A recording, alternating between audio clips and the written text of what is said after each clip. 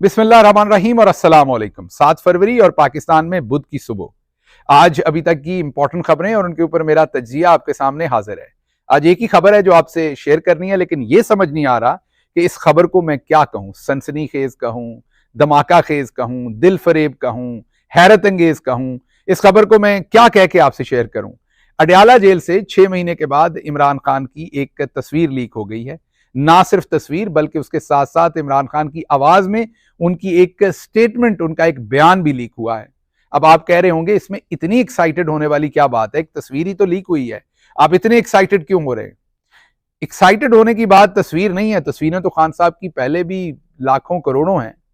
Excited होने की बात यह है कि चौधरी निजामुद्दीन साहब ने यह दावा किया था कि ना ही इमरान खान की एक झलक किसी को देखने दूंगा और ना आवाज सुनने दूंगा। आज दोनों दावे खाक में मिले, तस्वीर भी लीक हुई और लोगों ने इमरान खान की आवाज में उनका बयान भी सुना। बयान अभी आपको थोड़ी देर में सुनवाऊंगा, लेकिन आपको बताने की बात यह है कि चौधरी निजामुद्दीन का यह जो दावा था, यह तकरीबन खुदाई का दावा था और चौधरी निजामुद्दीन को यह भूल गया था कि इन्नल्लाह कुल्ली शैइन कदीर, हर चीज पर कादिर सिर्फ अल्लाह की जात है। लेकिन खुदाई के दावे किए जा रहे थे कि ऐसा नहीं होने दूंगा। अब यह तस्वीर का लीक होना, एन इलेक्शन से एक दिन पहले होना, स्टेटमेंट का भी लीक होना, इसके इलेक्शन पर क्या रेमिफिकेशंस हैं, चौधरी निजामुद्दीन की पूरी बिसात पर क्या रेमिफिकेशंस हैं, पाकिस्तान तहरीक इंसाफ और उसके वोटर सपोर्टर पर क्या रेमिफिकेशंस हैं, इन तमाम चीजों के ऊपर इस वीलॉग में मैं आपसे खुल के बात करूंगा। पहली बात तो हम ये, जैसा मैंने आपको कहा कि इसका जो पहला इंपैक्ट है वो चौधरी निजामुद्दीन की हैबत पर है। मुझे पता है ये तस्वीर कहां से लीक हुई, आई विश कि मैं आपको बता सकूं, क्योंकि लेकिन बताऊंगा इसलिए नहीं कि वो शख्स अभी भी चौधरी निजामुद्दीन के करीब है, बहुत ही करीब है। और आप उसके हौसले को सोचिए कि उसने आप सबको हिम्मत देने के लिए यह तस्वीर इलेक्शन से एक दिन पहले लीक की है। यह तस्वीर पहले भी वो शख्स लीक कर सकता था, इमरान खान को तो पता भी नहीं होगा जब तस्वीर ली जा रही थी। लेकिन उस शख्स ने लेते हुए यह सोचा था कि इलेक्शन से एक दिन पहले आप तक यह तस्वीर पहुंचानी है, ताकि आपको नजर आए कि वो शख्स जो 70 साल का है, पहले उसकी टांगों में गोलियां मारी गई, उससे पहले उसकी हुकूमत गिराई गई, उसकी पार्टी के तमाम लोग जो उसके करीब तरीन थे, आपको पता है, आपको इस बात का पता है कि आपका टिश्यू पेपर एक जगह से उठा के या ग्लास एक जगह से उठा के दूसरी जगह रख दिया जाए तो आपको कोफ्त होती है, आपको अपनी तमाम चीजें अपनी जगह पर चाहिए होती हैं। इमरान खान जिन लोगों के साथ रोज काम करते थे, उनकी जो पार्टी थी, उनके दोस्त थे, उनके रफीक थे, किसी को उठा लिया, किसी को मार मार के नकारा कर दिया, किसी के ऊपर केसेस कर दिए, गद्दारी, बगावत, सब कुछ करके सब कुछ डिसमेंटल कर दिया। उसके बाद उसके ऊपर गोलियां चलाई गई, तकरीबन ऑलमोस्ट उसकी जान ले ली गई, अल्लाह ने बचाया। फिर दोबारा अदालत के अंदर जाते हुए उसकी जान लेने की कोशिश की गई, उसके वर्कर्स को शहीद किया गया, उसकी पार्टी को 9 मई का झूठा वाकया बनाकर उसके अंदर उसकी पार्टी को जिस तरीके से फंसाकर उसको ऐसे साबित करने की कोशिश की गई कि जैसे वो अपने मुल्क के इदारों के खिलाफ साजिश करता हो और अपने मुल्क के इदारों के ऊपर हमला करवा दिया, और वो और उसकी पार्टी गद्दारे वतन है और उन्हें अब निशाने इबरत बना देना है। यह बहाना लगाकर इमरान खान को दोबारा गिरफ्तार कर लिया गया और उससे पहले इमरान खान को लाहौर हाई कोर्ट के अंदर जिस तरीके से गिरेबान से पकड़कर गिरफ्तार किया गया, धक्के दिए गए, गिरेबान से पकड़ा गया, वो किसी और शख्स के साथ हो तो उसका उसके अंदर क्या टूट फूट होगी, ये मेरा ख्याल आप खुद सोच सकते हैं। बहरहाल यहां तक बात, उसकी हुब्बुल वतनी पे स्टेट्समैनशिप के ऊपर जरब लगाई गई, दूसरी जरब उसकी ईमानदारी पर लगाई गई जब तोशा खाना के केस में उसे करप्शन कहकर उसको सजा दी गई, और तीसरी उसके खानदानी मामलात, उसके निजी मामलात, इद्दत में निकाह के केस को बनाकर जिस घटिया तरीके से प्रोपगेट किया गया, उनको और उनकी जौजा मोहतरमा को जिस तरीके से जलील करने की नाकाम कोशिश की गई अदालतों के अंदर, जिस तरीके की घटिया स्टेटमेंट्स ऑन चौधरी, मुफ्ती साहब को लाके, सईद को, लतीफ मुलाजम को लाके, खाबर मानिका को लाके जो कीचड़ उछाला गया, वो शायद किसी और शख्स पर उछाला जाता तो वो टूट जाता। लेकिन ये 70 साल का शख्स बगैर किसी हीटर के, टांगों में गोलियां लगने के बावजूद आपके लिए तन के खड़ा है जेल के अंदर। आप इस तस्वीर के अंदर भी देख सकते हैं कि इमरान खान आज भी कायम है, दायम है और तन के खड़ा होकर आपका मुकाबला कर रहा है। दूसरी तरफ चौधरी निजामुद्दीन था जिसने यह दावा कर रखा था कि आपके सामने ना इमरान खान की झलक आएगी ना आवाज आएगी। अल्लाह अल हक है, अल्लाह ने धूल चटाई और इलेक्शन से एक दिन पहले चौधरी निजामुद्दीन के अपने सिस्टम के अंदर से वो तस्वीर लीक हुई, अपने हाथों से, अगर आप कहें तो गलत नहीं होगा, वो तस्वीर लीक हुई और आज वो पूरी दुनिया की जीनत बनी हुई है। मेरा नहीं ख्याल कि सोशल मीडिया के ऊपर अगर इसको इलेक्ट्रीफाइंग कहा जाए तो इससे कम शायद कोई लफ्ज और ना कहा जाए, जिस तरीके से सोशल मीडिया को जाकर इस तस्वीर ने हिट किया। तो इसकी पहली कैजुअलिटी तो चौधरी निजामुद्दीन का वो झूठा फसाड जो बनाया हुआ था, जो फ्रेब था कि मैं ताकतवर हूं, मैं खुदा हूं, जो मैं चाहूंगा वो होगा और जो मैं नहीं चाहूंगा वो नहीं होगा। आज उस खुदाई के दावे को हार हुई। ये इस तस्वीर के लीक होने की पहली कामयाबी है। इसकी एक और कामयाबी भी है। इस तस्वीर की दूसरी कामयाबी यह है कि इमरान खान का जो वोटर था, सपोर्टर था, उनका इमरान खान के साथ एक पर्सनल लेवल का लगाव है। बहुत सारे उनके वोटर सपोर्टर उनको मुर्शिद भी कहते हैं और मानते हैं। वो इमरान खान को देखने को तरस रहे थे, इमरान खान को बोलते हुए सुनना चाहते थे, उसकी आवाज सुनना चाहते थे, उसकी झलक देखना चाहते थे। तरह तरह की बातें उन्हें बताई जाती थी। कोई कहता था उन्होंने दाढ़ी रख ली है, कोई कहता था वो बहुत ज़ईफ हो गए हैं, कोई कहता था बहुत कमजोर हो गए हैं, कोई कुछ कहता था, कोई कुछ कहता था। वो कहता था निजामुद्दीन उन्हें तोड़ने में कामयाब हो गया, उनका हौसला टूट गया है। यकीन नहीं आता था जब हम बताते थे कि नहीं, इमरान खान डट के खड़ा है और इमरान खान के रिजॉल्व को चौधरी निजामुद्दीन तमाम जुल्म बहुत किए लेकिन रिजॉल्व को टच नहीं कर सका। इस तस्वीर ने वो वाइटामिन का, इस तस्वीर ने वो बूस्टर दिया है इमरान खान के वर्कर को, उसके वोटर को, सपोर्टर को, आम पाकिस्तानी को। यह हौसला दिया है कि अगर एक 70 साल का इंसान जिसके ऊपर मुतद्दद उसकी जान लेने के हमले हुए, टांगों में गोलियां लगी हुई हैं, जख्म अभी ताजा हैं, वो शख्स जेल के अंदर, इस सर्दी के अंदर, इस जुल्म के अंदर, जब उसके खानदान की इज्जत तक उछाली गई है, वो डटकर मुकाबला कर रहा है और टूटा नहीं है। उसकी मतानत उसके चेहरे पर बरकरार है, उस शख्स की इंटेग्रिटी उसके चेहरे पर बरकरार है, उस शख्स की जो कॉन्फिडेंस है, जो उस शख्स का एक पर्सोना है, जो इमरान खान का एक ऑरा है, वो पूरी की पूरी तरह आपको जेल में बरकरार नजर आता है और इमरान खान तन के खड़ा आपको वहां पर नजर आता है, मुकाबला कर रहा है हर फरेब का, हर झूठे इल्जाम का, हर दाव पेच जो चौधरी निजामुद्दीन लगा रहा है। अल्लाह पर ईमान रखते हुए हाथ में तस्बीह पकड़े वहां पर इमरान खान चाको चौबंद खड़ा है पूरी तरीके से। हमें तो सारी उम्र बताया जाता रहा चाको चौबंद दस्ते, हमें चाको चौबंद आज लीडर नजर आ रहा है जो इस सब के बावजूद भी अदालत के अंदर खड़ा मुकाबला कर रहा है। इसकी एक तीसरी रेमिफिकेशन भी है।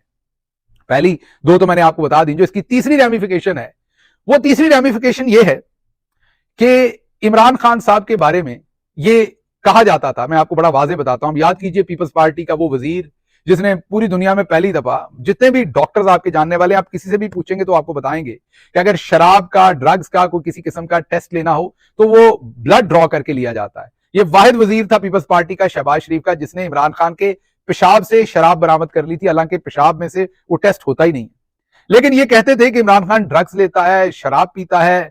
मैं जब कस्टडी में था, जब मुझे पकड़ के फेंटा चढ़ाया जाता था तो मेरे से ये पूछा जाता था कौन सी शराब पीता है, कौन सी ड्रग्स लेता है। चलो नहीं लेता तो बयान दे दो कि शराब भी पीता और ड्रग्स भी लेता है, कह दो, एक दफा कह दो, अधूरा सा ही कह दो कि वो लेता है। इसके ऊपर बहुत ही ज्यादा कन्विक्शन थी लोगों की कि शायद ऐसा कुछ है, क्योंकि झूठ इतना फैलाया हुआ था कि उसमें बहुत सारे लोग सोचते थे, इनमें चौधरी निजामुद्दीन के मैं लोगों की बात कर रहा हूं, आम पब्लिक को तो पता था इमरान खान क्या है।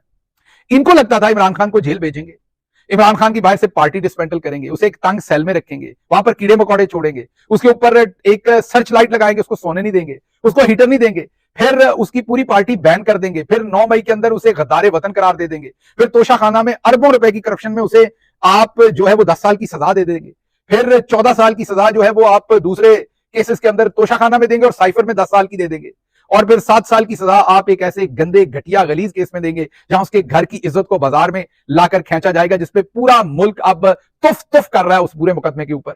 और अब चौधरी निजामुद्दीन को समझ नहीं आ रहा कि किया तो किसी और काम के लिए था, हुआ हमारे साथ क्या है। पूरा मुल्क क्या, अब तो सऊदी अरब के आलमे दीन भी बोल रहे हैं कि ये जिसने की है बेशर्मी की है, ये इस्लाम नहीं है, इस्लाम इस तरह के फैसले नहीं देता, ना इजाजत देता है। ये जिस अदालत ने दी है उसने गैर इस्लामी, गैर शरी फैसला दिया है।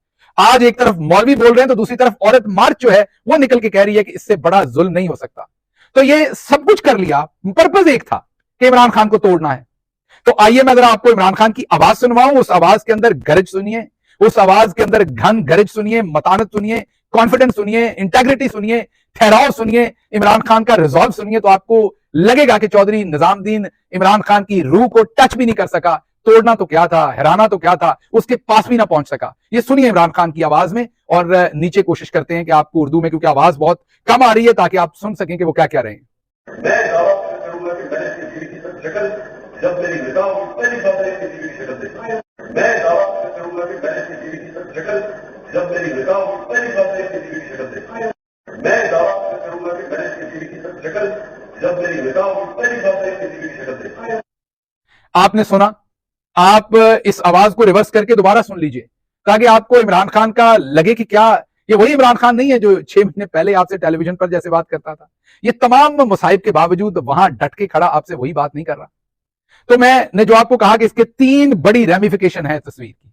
पहला, खुदाई का दावा टूटा आज निजामुद्दीन का। उसको पता चला है कि सिर्फ हर चीज पर कादर अल्लाह की जात है। खुदाई के दावे करेंगे तो आपके अंदर से लोग इस तरीके से मस्मार करेंगे।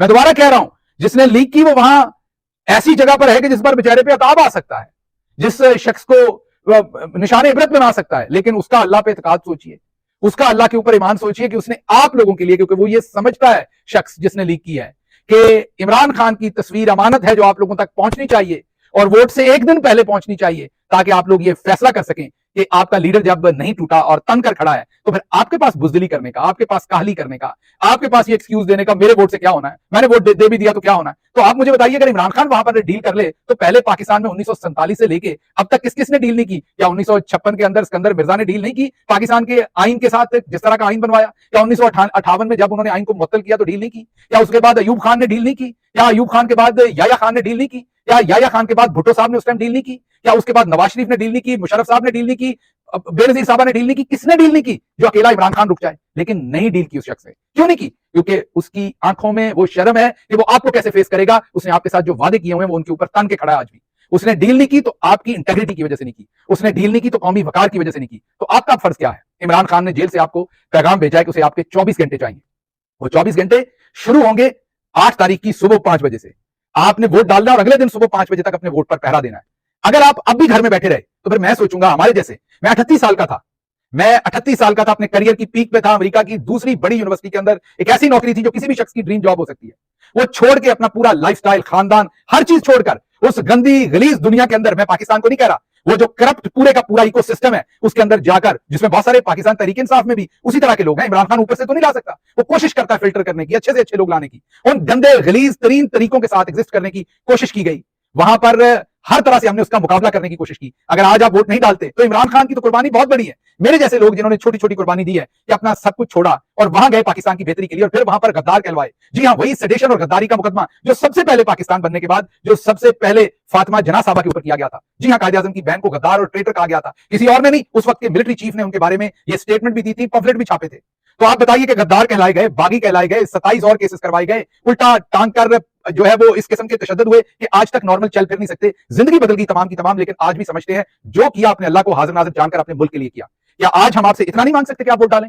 तो इमरान खान की तस्वीर को एक दफा देखिए, 70 साल के शख्स के रिजॉल्व को देखिए, और फिर मेरी आपसे रिक्वेस्ट ये है कि आप निकलकर वोट डालिए। अब वक्त नहीं है, खुद भी वोट डालिए, दूसरों से भी वोट डलवाइए। अगर आप वोट डाल गए, ये ज़हन में रखिए, जिस धज से कोई मक्तल में गया वो शान सलामत रहती है। अयूब खान ने फातिमा जना से जनवरी 1965 का इलेक्शन छीन लिया था, लेकिन अयूब खान आज भी तारीख के पन्नों के ऊपर एक डिक्टेटर के तौर पर याद रखा जाता है। अयूब खान ने फातिमा जना को गद्दार और ट्रेटर कहा था, लेकिन आज भी सबको पता है कि मादरे मिल्लत थी वो और अयूब खान डिक्टेटर था, और अगर कोई ट्रेटर था तो वो अयूब खान था, ना कि मादरे मिल्लत थी।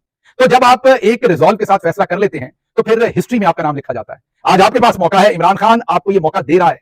वो क्यों वो आपको ये मौका दे रहा है? क्योंकि अगर वो नवाज शरीफ की तरह वो भी डील करके पतली गली निकल जाता, आज आपको इस रिजॉल्व का, इस इंटेग्रिटी का मौका ही ना मिलता। आपको फिर चौधरी निजामुद्दीन कहता है कि तुम सिविलियन क्या बात करते हो, तुम्हारे सारे लीडर बकाऊ हैं, इनकम्पिटेंट हैं, कंप्रोमाइज्ड हैं, जरा सी तकलीफ आती है भाग जाते हैं, डील कर लेते हैं, छोड़ देते हैं मामला को। लेकिन इमरान खान ने रुक के अपने पांव पे खड़े होकर आप लोगों को अपनी इंटेग्रिटी को रिस्टोर करने का मौका दिया है। वो इंटेग्रिटी जो आप फातिमा जना के जमाने में जनवरी 1965 के इलेक्शन के बाद स्टोर नहीं कर सके, रिस्टोर नहीं कर सके, वो इंटेग्रिटी जो शेख मुजीबुर रहमान को उसका हक नहीं दिया गया और हम नहीं खड़े हो सके, वरना आज पाकिस्तान एक होता। वो इंटेग्रिटी जब भुट्टो साहब बाद में, पहले टाउट थे मिलिट्री के, जब बाद में वो इंसान बने, हम उनके साथ खड़े नहीं हो सके जब उन्होंने तौबा की अपने गुनाहों की और उनको हमने फांसी पर झूलने दिया गया।